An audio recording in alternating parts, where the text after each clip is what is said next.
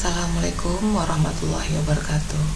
Salam sejahtera bagi kita semua. Selamat pagi anak ibu yang ada di rumah. Semoga anak-anak ibu berada dalam keadaan sehat. Sebelum kita memulai video pembelajaran ini, ada baiknya kita berdoa menurut agama dan kepercayaan kita masing-masing. Berdoa dimulai.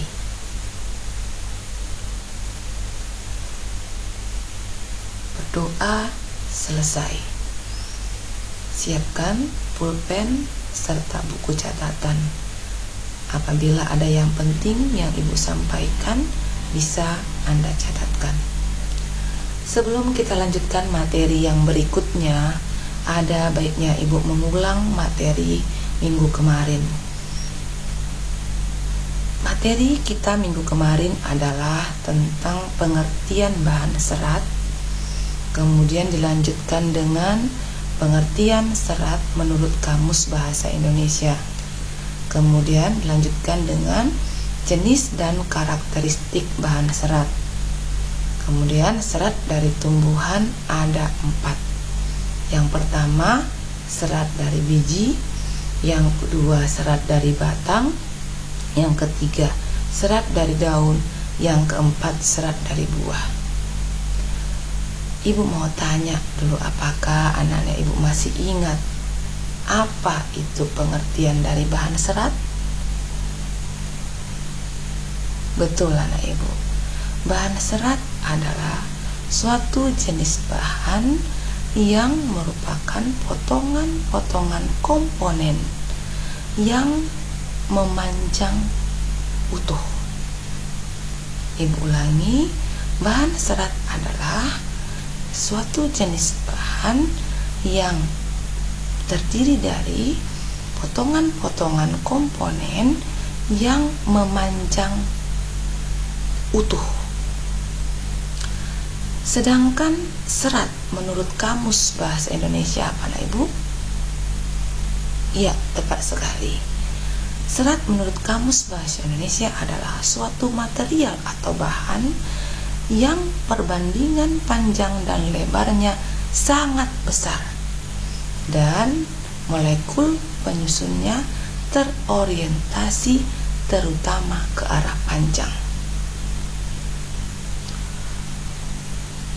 Jenis dan karakteristik bahan serat. Serat alam adalah serat yang tentunya berasal dari alam. Serat dari alam ada 3. Yang pertama serat dari tumbuhan, yang kedua serat dari hewan, yang ketiga mineral. Tapi yang kita fokuskan di sini hanya 2 yang bisa dijadikan kerajinan, yaitu serat yang berasal dari tumbuhan, kemudian yang kedua yang berasal dari hewan, yang nanti akan kita bahas. Serat dari tumbuhan terbagi atas 4 yang bisa kita jadikan kerajinan. Bagian-bagian apa saja itu yang ada pada tumbuhan yang bisa kita jadikan kerajinan? Yang pertama, serat dari biji. Yang kedua, serat dari batang. Yang ketiga, serat dari daun. Yang keempat, serat dari buah. Dan kemarin juga ibu sudah tugaskan untuk mencari masing-masing 5 contoh dari serat dari tumbuhan tersebut. Baiklah, kita lanjutkan materi yang berikutnya. Masuk kita ke yang kedua, yaitu serat dari hewan. Serat dari hewan adalah serat yang berasal dari hewan. Umumnya memiliki tekstur yang lembut dan halus. Sifatnya menghangatkan. Serat hewan digolongkan atas 2. Yang pertama serat dari stapel, yang kedua serat dari filamen. Serat dari stapel merupakan serat yang berbentuk rambut hewan atau sering juga disebut dengan wool. Stapel ini sendiri artinya adalah rambut hewan. rambut atau bulu hewan. Berarti kalau stapel pengertiannya rambut atau bulu hewan, terbersit dalam benak anak-anak kami adalah berarti semua hewan yang memiliki rambut atau bulu sudah pasti menghasilkan stapel, sudah pasti bisa dibuat kerajinan.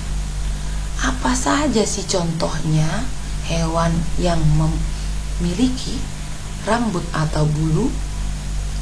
Yang pertama domba, kemudian alpaca, apalagi Ibu?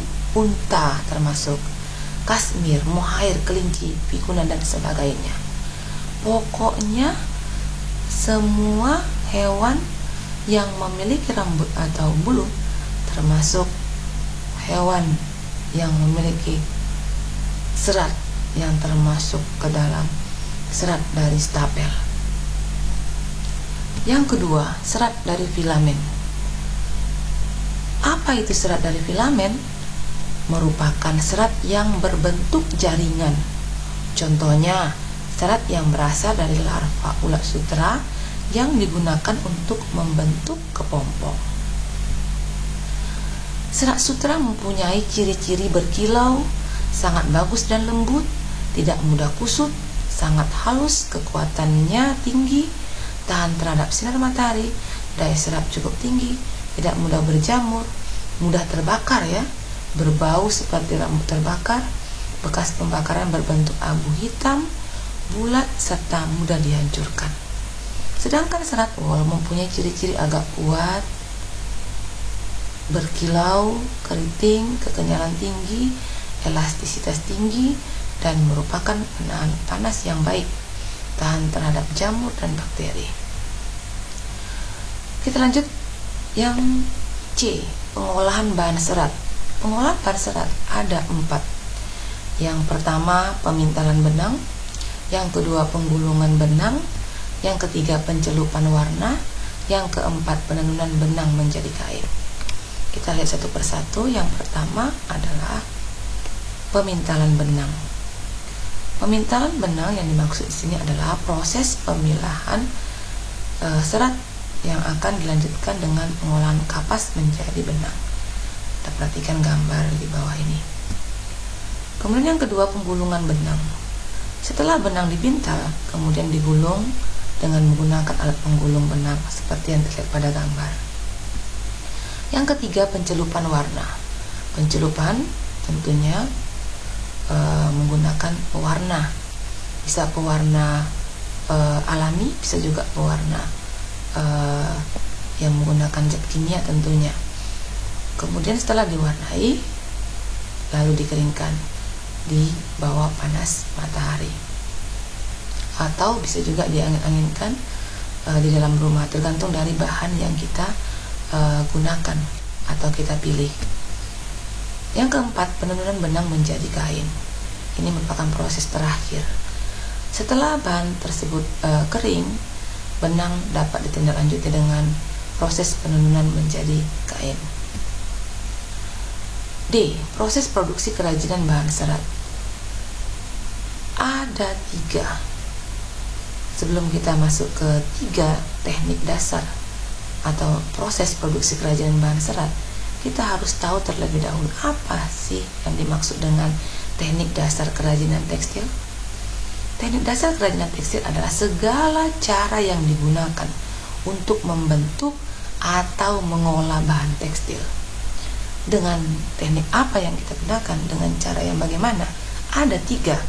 Bisa dengan cara menenun, bisa dengan cara menjahit, bisa pula dengan cara mengikat.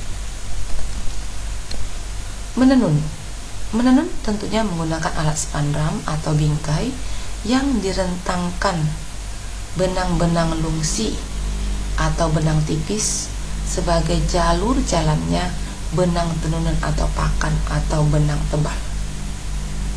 Yang kedua, menjahit. Menjahit adalah pekerjaan menyambung kain dan bahan-bahan lain yang bisa dilewati jarum jahit dan benang. Menjahit dapat dilakukan dengan tangan atau manual, atau bisa juga